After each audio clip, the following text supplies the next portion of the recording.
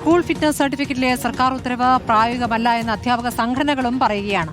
മുഴുവൻ ഉത്തരവാദിത്വവും അധ്യാപകർക്കാകുന്ന ഉത്തരവ് വെല്ലുവിളിയാണ്. പഴയ കെട്ടിടമുള്ള സ്കൂളുകളിൽ ഫയർ NOC ലഭിക്കാൻ ബുദ്ധിമുട്ടുണ്ട്. പ്രധാന അധ്യാപകർക്കാണ് സാമ്പത്തിക ബാധ്യത ഉണ്ടാവുകയെന്നും KPSTA പ്രസിഡന്റ് അരവിന്ദൻ പറഞ്ഞു. 2026-27 വർഷത്തേക്ക് വിദ്യാലയങ്ങളുടെ ഫിറ്റ്നസുമായി ബന്ധപ്പെട്ട് സർക്കാർ ഇറക്കിയ ഉത്തരവ് അപ്രായോഗികമാണ്. വനംവകുപ്പിൻ്റെ അനുമതി വേണം, ഫയറിൻ്റെ അനുമതി വേണം, അതോടൊപ്പം തന്നെ ഇലക്ട്രിസിറ്റിയും ആരോഗ്യവകുപ്പിൻ്റെയും അതോടൊപ്പം MVDയുടെയും NOCകൾ വാങ്ങിയതിന് ശേഷമാണ് ഈ സ്കൂളിൻ്റെ ഫിറ്റ്നസ് എടുക്കേണ്ടിയിരിക്കുന്നത്. ഫിറ്റ്നസ് പഴയ കാലത്ത് ഏത് രീതിയിലായോ ലഭ്യമായത് ആ രീതിയിൽ ലഭ്യമാക്കാൻ സർക്കാർ തയ്യാറാകണമെന്നും അപ്രായോഗികമായ ഈ ഉത്തരവുകൾ പിൻവലിക്കണമെന്നും KPSTA സംസ്ഥാന കമ്മിറ്റി ശക്തമായി ആവശ്യപ്പെടുന്നു. അഭിലാഷ് വിവരങ്ങൾ നൽകും. അഭിലാഷ്, ഇപ്പോൾ എല്ലാ അനുമതികൾക്കും പ്രധാന അധ്യാപകർ തന്നെ അവസ്ഥയാണോ ഉള്ളത്? എന്താണ് ഇപ്പോൾ സംഘടന പറയുന്നത്?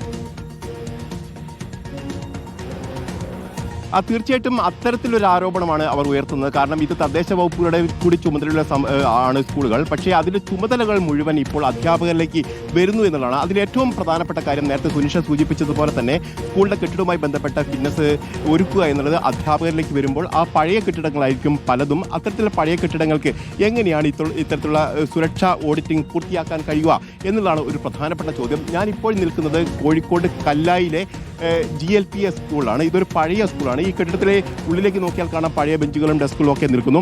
അതിനേക്കാളേറെ ഏറ്റവും ഗൗരവമുള്ള കാര്യം, ഈ സർക്കുലർ തന്നെ പറയുന്ന പ്രധാനപ്പെട്ട കാര്യം, ഈ പാമ്പ് കടിയേറ്റാൽ എന്തൊക്കെ ചെയ്യണം എന്നുള്ള, അല്ലെങ്കിൽ പാമ്പ് കടി ഏൽക്കാതിരിക്കാൻ എന്തൊക്കെ ചെയ്യണം എന്നുള്ള കാര്യമാണ് പ്രധാനമായും പറയുന്നത്. ഞാൻ ഈ സ്കൂളിൻ്റെ ഈ സൈഡിലേക്ക്, ഈ ഭാഗത്തേക്ക് വന്നാൽ നമുക്ക് വളരെ കൃത്യമായി തന്നെ കാണാൻ കഴിയും.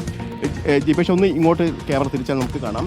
ഈ സ്കൂൾ പഴയ സ്കൂളാണ്, പഴയ കെട്ടിടമാണ്. അതുകൊണ്ട് തന്നെ ഇതിൻ്റെ പിൻഭാഗത്തേക്ക് വരുന്ന ഘട്ടത്തിൽ നമുക്ക് നോക്കിയാൽ കാണാം ഈ ഭാഗത്തൊക്കെ ഇതാ മാളങ്ങളാണിതാ, പാമ്പുകൾക്കൊക്കെ കടക്കാൻ കഴിയുന്ന തരത്തിലുള്ള മാളങ്ങളാണ് നിറയെയുള്ളത്.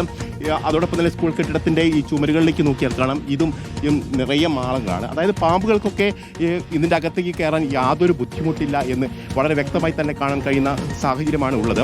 ഇതൊക്കെ ഒരു മാസം കൊണ്ട് പൂർത്തിയാക്കണം. ഇതൊക്കെ ഓട്ടയൊക്കെ അടച്ചുകൊണ്ട് ഇത് ഫിറ്റ്നസ് പൂർത്തീകരിക്കുന്നതിന് വേണ്ടി, പരിശോധന പൂർത്തീകരിക്കുന്നതിന് വേണ്ടി അതിനു മുമ്പായി തന്നെ ഇത് പൂർത്തീകരിക്കേണ്ടതുണ്ട്. ഈ കെട്ടിടത്തിലെ പിൻഭാഗത്തേക്ക് നോക്കിയാൽ നമുക്ക് കാണാം കാട് മൂടി കിടക്കുന്ന സ്ഥിതിയാണ്. പാമ്പുകൾക്കും അതോടൊപ്പം തന്നെ കുറുക്കനും നായ്ക്കൊക്കെ വന്ന് യഥേഷ്ടം വിഹരിക്കാൻ കഴിയുന്ന ഒരു പ്രദേശം കൂടിയാണ് ഇതിൻ്റെ സ്കൂളിൻ്റെ പിൻഭാഗത്ത്. ഇത്തരത്തിലുള്ള നിരവധി സ്കൂളുകളാണ്. ഈ ഇത്തരത്തിലുള്ള സ്കൂളുകൾക്കാണ് ഫിറ്റ്നസ് ഉറപ്പാക്കേണ്ടുന്ന ബാധ്യത ഈ പ്രധാന അധ്യാപകരിലേക്ക് അല്ലെങ്കിൽ മറ്റ് അധ്യാപകരിലേക്കോ എത്തുന്നത് എന്നുള്ളതാണ്. ഒരു മാസം കൊണ്ട് ഇത് പൂർത്തിയാക്കാൻ കഴിയില്ല എന്നുള്ള കാര്യം ഉറപ്പാണ്. അങ്ങനെയാണെങ്കിൽ ഈ സ്കൂളുകളുടെ പ്രവർത്തനം അടുത്ത ജൂൺ 1-ാം തീയതി ആരംഭിക്കാൻ കഴിയുമോ എന്നുള്ള പ്രധാനപ്പെട്ട ചോദ്യമായി അവശേഷിക്കുന്നു. അതുകൊണ്ട് തന്നെ അവർ പറയുന്നത് ഇതിൻ്റെ സാമ്പത്തിക ബാധ്യത കൂടി തങ്ങളിലേക്ക് വരുന്ന ഒരു സാഹചര്യത്തിൽ നിലവിലെ ഉത്തരവ്, വിദ്യാഭ്യാസ വകുപ്പിൻ്റെ ഉത്തരവ് പ്രായോഗികമല്ല എന്ന് തന്നെയാണ് അവർ ചൂണ്ടിക്കാണിക്കുന്നത്. അതുകൊണ്ട് തന്നെ മറ്റ് തദ്ദേശ സ്ഥാപനങ്ങൾക്കടക്കം ഇതിൻ്റെ ചുമതല വീതിച്ച് നൽകണമെന്നുള്ള ഒരു ആവശ്യം കൂടി അവരുടെ ഭാഗത്ത് വരുന്നുണ്ട്. ഏതായാലും വളരെ ഗൗരവമുള്ള ഒരു വിഷയമാണ്. കാരണം ഒരു മാസം മാത്രമാണ് ഈ സ്കൂൾ തുറക്കാനുള്ളത്. അതിനിടയിൽ പൂർത്തിയാക്കേണ്ടുന്ന പ്രവർത്തനങ്ങളാണ്. അത് പൂർത്തീകരിച്ചാൽ മാത്രമേ ഇതിൻ്റെ ഫിറ്റ്നസുമായി ബന്ധപ്പെട്ട് അതിൻ്റെ ഉദ്യോഗസ്ഥരെയൊക്കെ എത്തിച്ചുകൊണ്ട് അക്കാര്യങ്ങൾ നടപ്പിലാക്കാൻ കഴിയൂ എന്ന് തന്നെയാണ് പ്രധാന അധ്യാപകർ ആരോപിക്കുന്നത്. വലിയൊരു പ്രതിസന്ധിയാണ് പ്രധാന അധ്യാപകർ നേരിടുന്നത്. അതാണ് ഇപ്പോൾ അഭിലാഷും സുനിഷയും നൽകിയ വിവരങ്ങളെന്ന് മനസ്സിലാക്കാനാവുന്നത്.